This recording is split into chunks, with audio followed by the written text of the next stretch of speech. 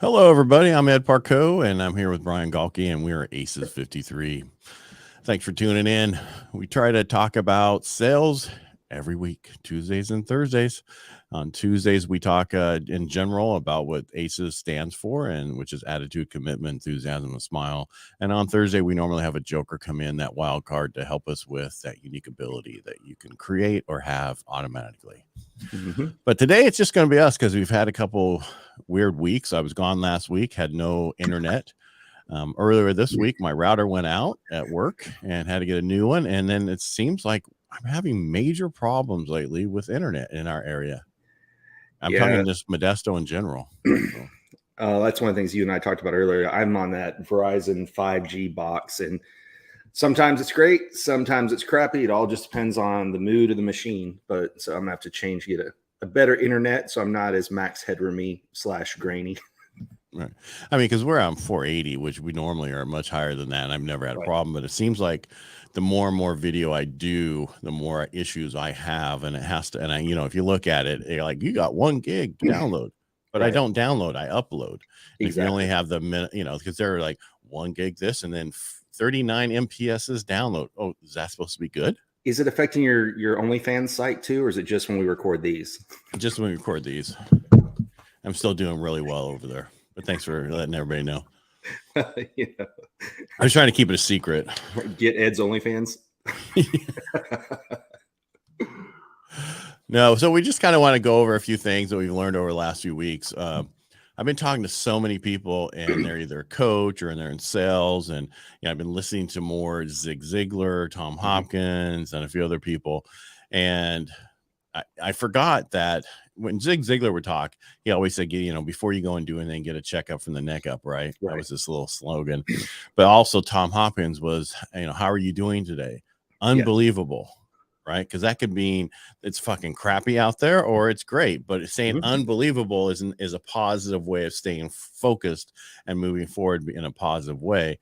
And I think a lot of this gets tied to what's going on and focusing on the negatives instead of the positive in our lives.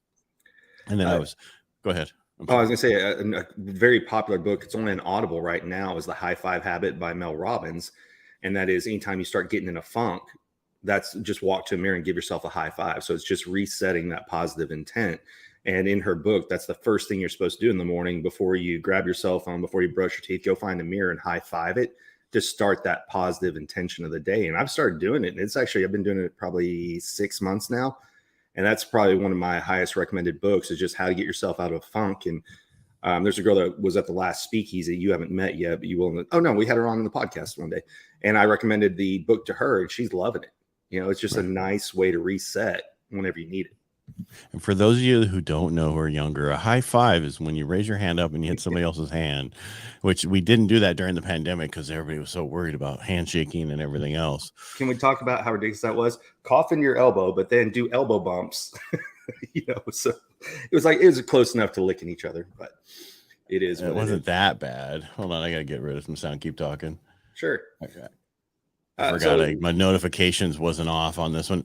So I don't know. I think I told you when I was at my son's last week, the first time I took out my computer to do something, my actual Apple, I go and get a margarita and knock it over all over my computer. So that Apple's in the shops the guy's like, it smells like a margarita. And I'm like, the only problem is the keys are a little sticky, right? They like stick down. He's like, yeah, they'll probably replace the keyboard and anything else that was internally there. Do you need anything off this, or is it everything's on the cloud? I'm like, pretty much everything should be elsewhere. I mean, if it's not, it's time to clean it up anyway.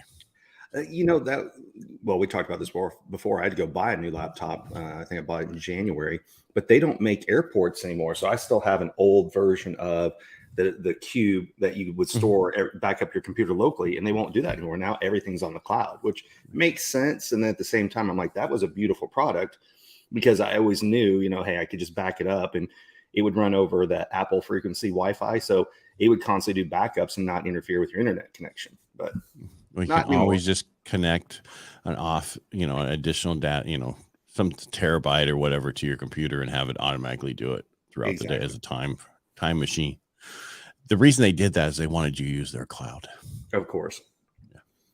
No, those are great for, connecting with your phone to print, everything to print, Oh, it was just so easy with those, because we had one for the longest time until, like you said, it gets outdated or you need something else. Yeah, I went to go buy a new one when I bought the laptop. I thought, okay, and they said, nope, we don't make them anymore.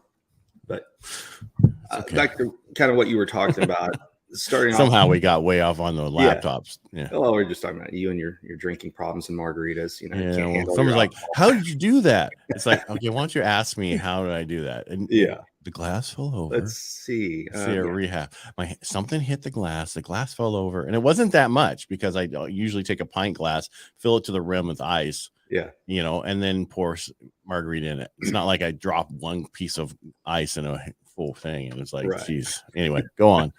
Yeah, no, we were just talking about starting your day off the right way, positive intent, that kind of stuff. It makes a huge difference. You listen to almost anybody who's successful.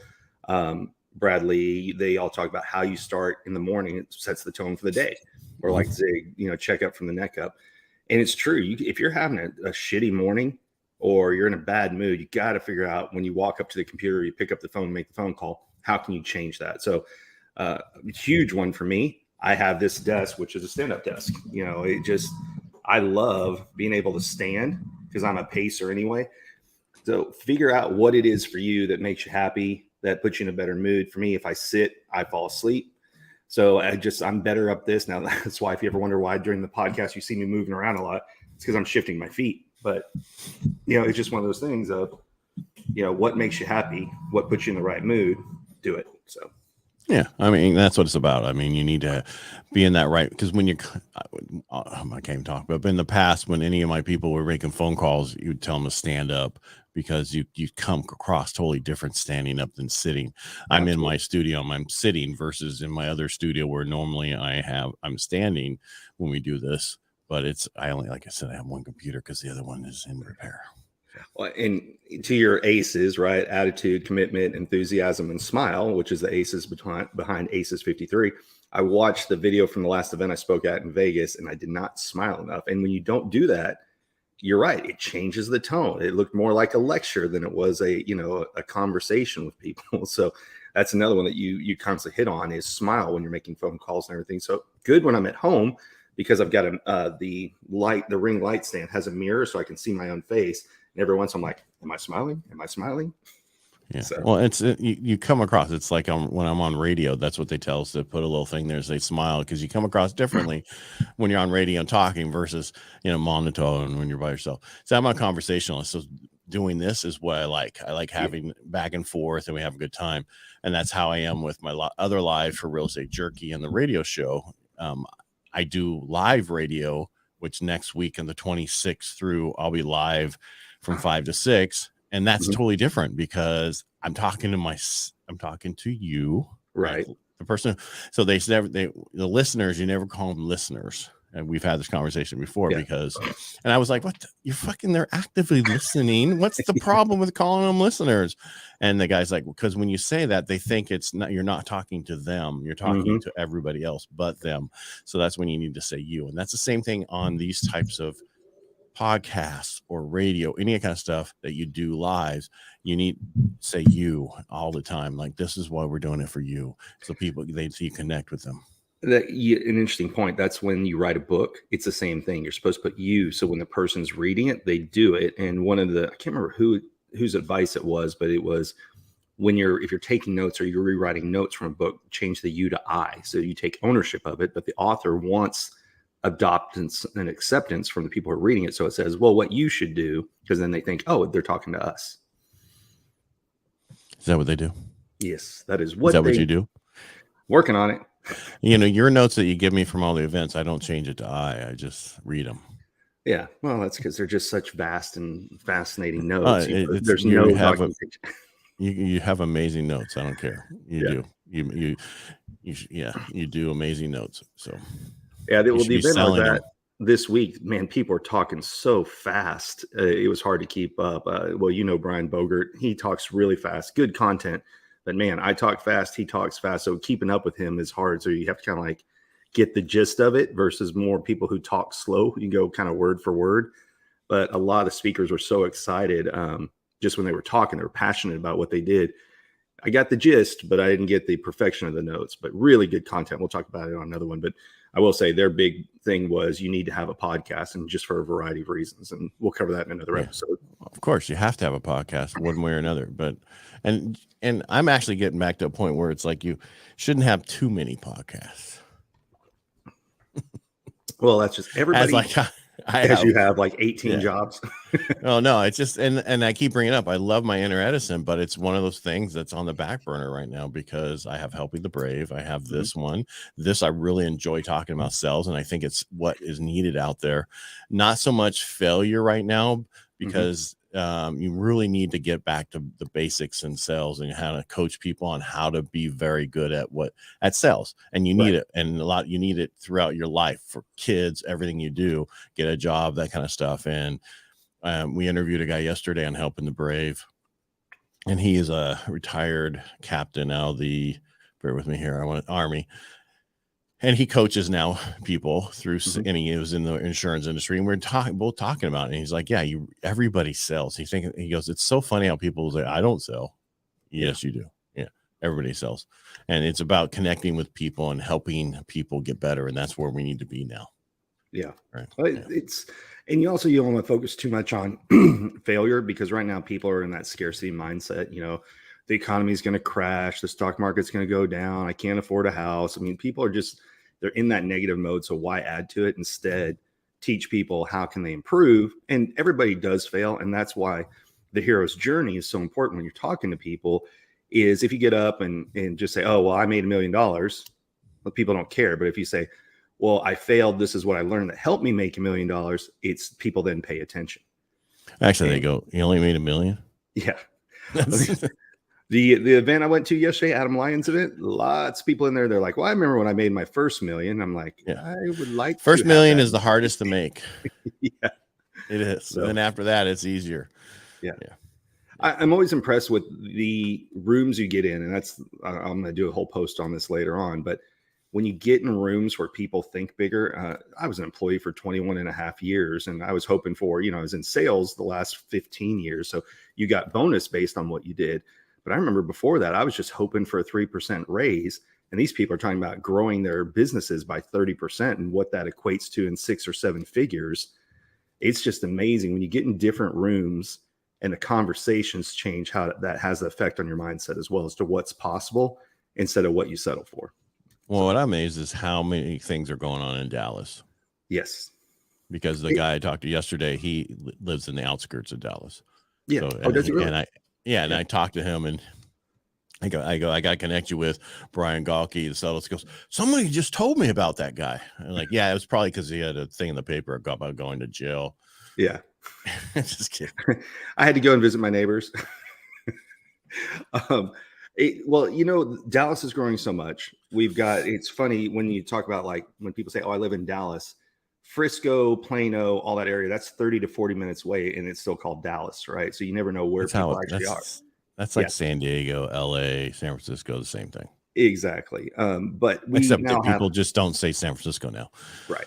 You look at major cities and how many airports do they have? Well, we have 2 airports, and they're talking about building a third one. And actually, they're talking about expanding DFW to have another terminal as well. And so just so many people are moving here, and so many people are just frothing at the mouth to host events. Even Ryan Stewman, you can now rent out studios in his location where he'll provide AV team, everything else.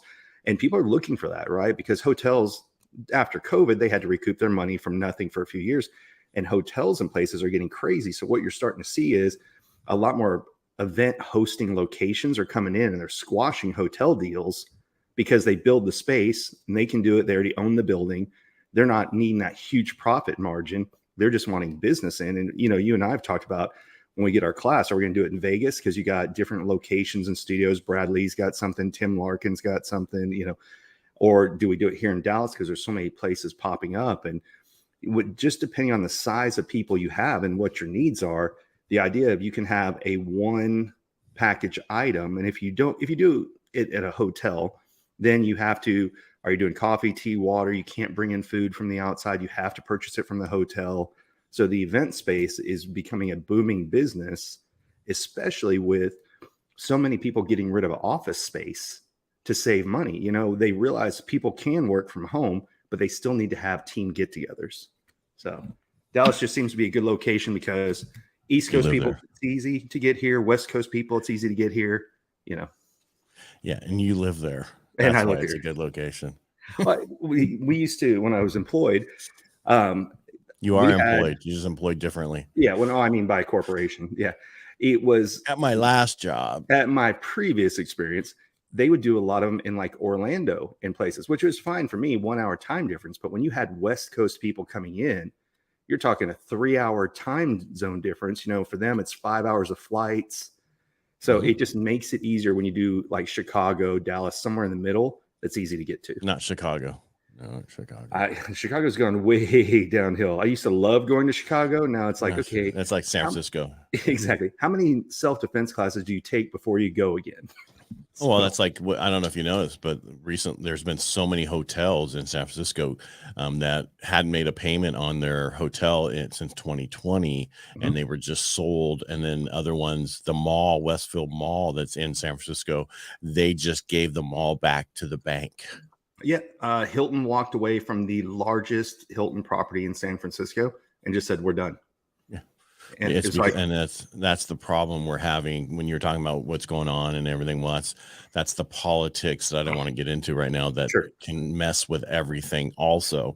Because I remember when you get into business, people go, don't worry about what's going on with the politics and this and that. But the problem is you do sometimes have to worry about it because it messes up things. You get people in charge who want, we need to go this way. They go too far one way, and it destroys the whole town, like what's happening in San Francisco.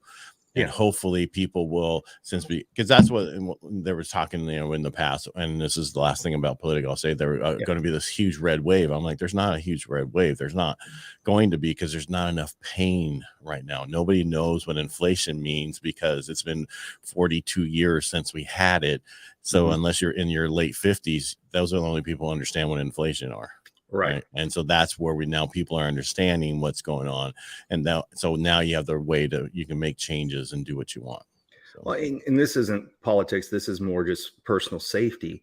When you make it that crimes you don't get arrested for, like, oh, okay, well, if you steal under $1,000, we don't even arrest you anymore. You see it's $950. Oh, sorry, $950. No, if it's $951, they'll arrest you. Yeah. And so, do they check you out at the scanner? Like, how do they just guess it by what you're carrying? They have teams and they have calculators. They know exactly how much. It's horrible. They took over a Nordstrom's last year at Christmas time in this one little town. They went in there and they stole over $1 million worth of stuff in like 5 minutes. Yeah, there were so many of them. Which again, going back to my biggest concern is personal safety. So having the 6-year-old, we talked about where should we take her this summer during this summer break, and my ex is from Chicago, so we talked about that, and it's like, still kind of dicey. We talked about New York City, but I just was checking the news. I'm like, nope. Number one, the hotels are like $400 still, and then the physical safety of walking around is not what it was. And look, my parents are from New York, so I remember when Times Square was like people holding up jackets, going, "What do you want?" With watches, and it was all XXX stores, and it wasn't the family-friendly Times Square that it is today. But you just watch the news, and not to live in fear, but it's like, do I want to spend the money to potentially have a bad time where you have to go to the hotel when it gets dark for your safety? Not really. Right. So. And that's what's nice about doing these events in other places where you don't have to worry about that. Right. So, and we'll eventually get there. I just think for the next 6 months to 12 months, people are going to be tighter and tighter with their money. And they're very specific with how much they're going to spend on events and how much they're going to put in for events. Because you look at it in my industry right now, there's these normal events that are put on, they're hitting us harder and harder. By the way, we still have tickets. You're going to have tickets up until the day of, because people just aren't going to spend $400 on a regular ticket or $1,200 for a VIP and meet the speakers, when who cares, right? Well, the other thing that I'm seeing as a trend is people just wait because they know you're going to sell the recordings. So unless you're going to network, then just wait for the recordings. You're not having to pay airfare, hotel. And that's just recently went to 3 different events, and the mastermind events are completely full because people will invest in a mastermind because They're going to network. They're going to learn. They're going to learn from their peers. But people who are just buying tickets to an event, the last 3 that I went to were probably a third as full as they would have been a year ago. But I think a lot of that was also a reverb from people not being able to go anywhere for a while. People wanted to be in person and be around people, but now they're back to watching their budget. And it's just a question of, if I'm not going to go to network and I'm not taking my family and going to make a trip out of it, I'll either watch the streaming version or I'll buy the recordings afterwards. And the recordings are usually like one of the events that I went to, they just released the recordings, $97. Well, the cheapest ticket was $199. So and that's a very inexpensive ticket to go to. But if you can just wait and go, no added expense, and I can watch all the recordings, see everybody, I don't have to sit butts and seats the entire time. Again, if you're not going to network, then just wait for the recordings. Right. But most of these we go to network, but the masterminds are better because you're limited to so many people and they're going to be usually the top people. And that's much better. But for me to go to, like you were talking before, Florida, I don't want to. You're talking a 5-hour flight. I'm going to have to do the red eye in order to make it worth what I want, not lose that time, that day there, day back. Right. And that's going to cost a lot of money. And then I got the hotel. I have it just put it in the middle of the country will be so much easier for me. Yes. Well, for the longest time, the Gaylord Texan here in Grapevine, right by DFW Airport, was the only Gaylord that was in the black. All the rest of them were in the red. And it was the one that kept them afloat when Nashville and all the other ones couldn't hang because people weren't going there. And now the other ones are picking back up again because corporations are, again, they got rid of their office space. They're having to do events at locations. But that was the only one that kept them afloat for a long time. So Dallas has slowly been building it. And as we have more and more locations, there's, you can obviously, if you want to go baller, you can go rent out the AT&T Stadium where the Cowboys play. Then you've got the American Airlines Arena here that people will rent out, which is, where basketball and hockey is. Ryan Stewman had his event in North Dallas where the Dallas Stars practice out there. So it was a good sized stadium there. So you're just having more locations and options. And with so many people moving here, they're building so many hotels and apartments. It's insane. Well, yeah, at least you're building. We're not building anything. Yeah. Nothing. But and I'm seeing less and less people actually leave right now. You know what I mean? Yeah. But yeah, it's always been that way, though. I remember as a kid when I moved from Colorado to California, we couldn't afford a house to purchase. We had to rent. And that was, a long time ago. And it was too expensive because we moved from Colorado. It's the same thing now. If you're here, you're used to it, right? Yep. That's just the way it is. If you from some other place, you're going, what? I got to pay what? Yeah, there's a big dilemma here in Dallas. So we used to always get like 3 or 4% a year increase in like the value of the house. And then that all changed 6-7 years ago as more corporations started moving to Texas. And now I know so many people that love to sell their house. The problem is they can't afford to buy anything else and they're locked in at a lower rate. Mm-hmm. So if they're going to have to pay more to live farther away, and we're just infrastructure wise, traffic is still shit out here. I drove to Austin to go to Adam Lyons' event. He was actually outside of Austin, but you go to Austin, they were hit long before Dallas was. And I went and looked at traffic, and I wanted to get there at 5:00 because if not, traffic went to be like hour and a half, 2 hours to get into the city. And it was just crazy because out there they chased out. Austin was always known as the live music capital. Mm-hmm. Come out here, start your music career. I guess you could call it the Nashville of Texas. And now nobody can afford to live there unless they have like 17 roommates. So it's actually chased out what made Austin, because so many people came to it once it became a Silicon Prairie and all the companies moved there, they're technology companies. People just can't afford to live there anymore. Well, and it's everywhere. I mean, I was in, so now we're talking like my real estate show that I do every day, but I was in Washington State last week and it's no cheaper than California. Mm-hmm. I want to say it might be more expensive than California, Washington State, Oregon, whatever. So the West Coast is very expensive. And, people go, I'm going to go somewhere else where it's cheaper. There really isn't that much cheaper anymore, unless it's in the middle of nowhere, where Ted Kaczynski or whatever used to live. Yeah. Well, and I'm a city guy. I just like walkable areas. I walked somewhere last night, but I have friends that they used to live around here and they're like, hey, I can get a bigger house out. And like, there's a place called Prosper. It's 45 minutes without traffic out there. Now, luckily they work off hours and they can, travel whenever they want. But some of their neighbors, to drive to like downtown Dallas, an hour and a half each way, each day of traffic. So 3 hours a day of plus your 8-hour work week to have a bigger house, but you're farther out. And people just didn't think they'd have to return. They thought, oh, well, I'll just stay zoomed in. And as companies are calling people back in for butts and seats, it's creating pain points. Yeah. Well, that's what same thing here when there were so many companies in the Bay Area, tech companies, the same thing's happening there. That commute, you're talking 2 hours easily. No way. Yeah. And so that's always, and because a lot of people moved out, and I said, usually it's a 3-year cycle where people move away and then they move back to the city after 3 years because they just can't deal with it anymore. Right. And that's what we're going to see, but we're not going to see anything until our rates come down to about 4 to 5%. Then we'll start seeing people sell and move into something else. Well, the other thing that we're seeing out here is people are wanting to go to be renters because the property taxes in Dallas are about a 30-year mortgage.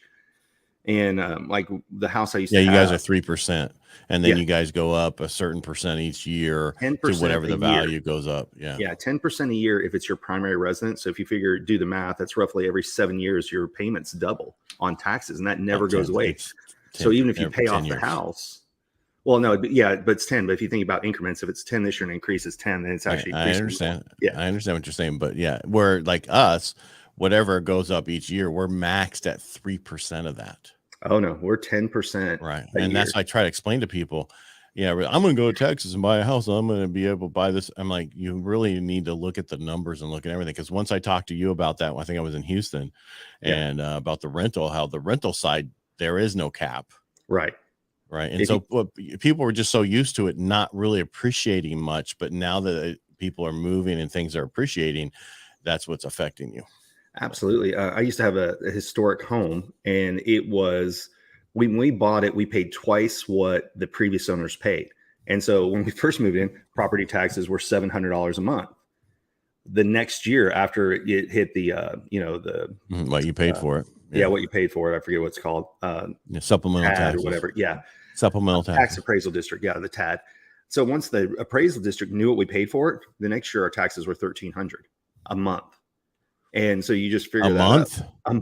That's what I'm telling you. We paid $15,000. You guys were well, that's because you guys are at 3% of property taxes, which is $3,000 for every 100,000. Exactly. Did you guys hear me that? We're only 11. So we're at 1,250 every 100,000. So we're a third of what you are. And like you said, it's 10% if it's your primary residence. But if it's not your primary residence, it's uncapped. It just goes wherever the market is. And so I ended up getting rid of my rentals because the new apartments were coming in, right? And they're offering 2 free months, 3 free months.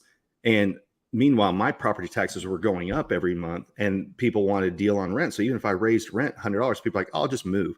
And so there are people who are professional movers out here who every year they're kind of apartment nomadic. They know they're going to live here a year. They'll decorate. They really don't unpack everything because they know, okay, well, once they make it that I don't get my 2 months for free, and instead of me paying $1,800, or let's just say $1,800, that my rent's now going to go to $2,500. I'll just move again to somewhere else and get 2 months for free. And so, yes, you're going to spend $1,000 on movers, but you're going to save that in 2 months of the apartment. So they just hop every year, apartment to apartment. So they, quasi nomadic. No, thank you. I want to stay in my home. Yeah. Well, that's the problem. People don't realize in certain places that they think they can retire to.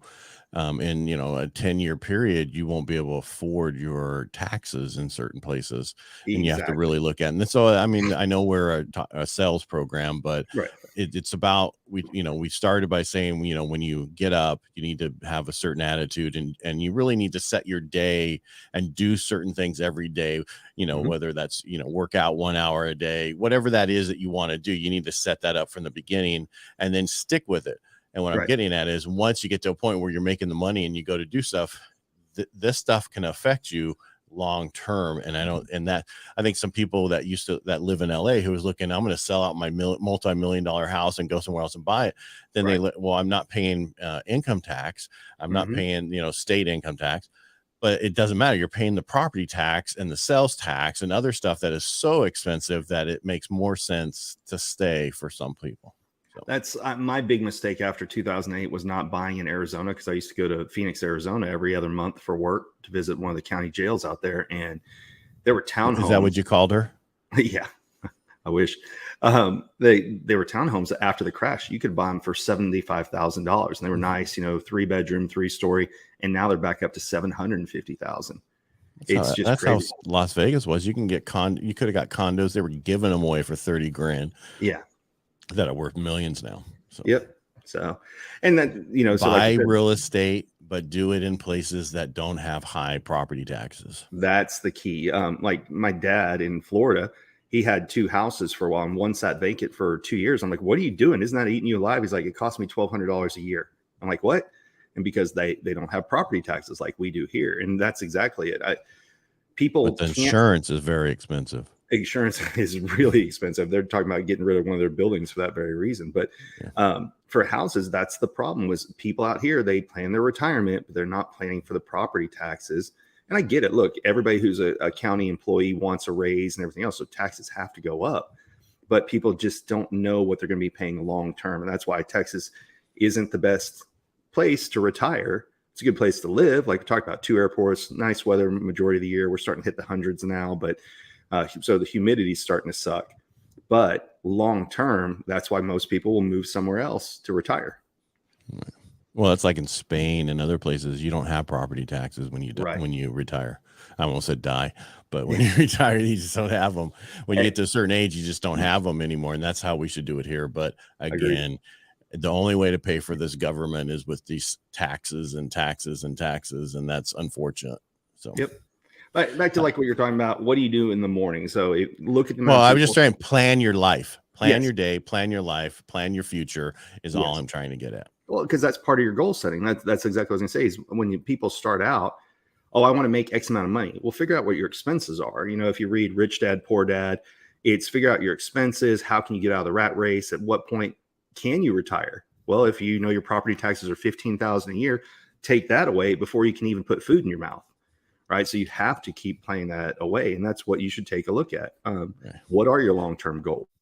There's a lot of people who get up in the morning and write out. I think it was Grant Cardone who talked about every morning he gets up and writes out his like affirmation statements. I have this many buildings. I have this, whether it's the high 5 habit, the check up from the neck up.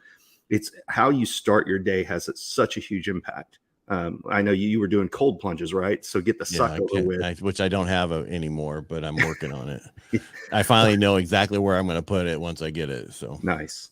I saw, was it? Yeah. Unfortunately, I need to go today. Remember, we're supposed to do it for 30 minutes and then get out of here. All right. We'll get out of here. We can talk more later on. No, this is not our last one, so we'll be talking a lot more. All right. Yeah. And I want to thank you guys for watching. We really appreciate you. Thanks for all the comments. Thanks for following us. The easiest way you want to help us and support us is just subscribe to our YouTube channel, Aces53. And Brian, thank you so much for being here today. Thanks, Ed. Have a great weekend.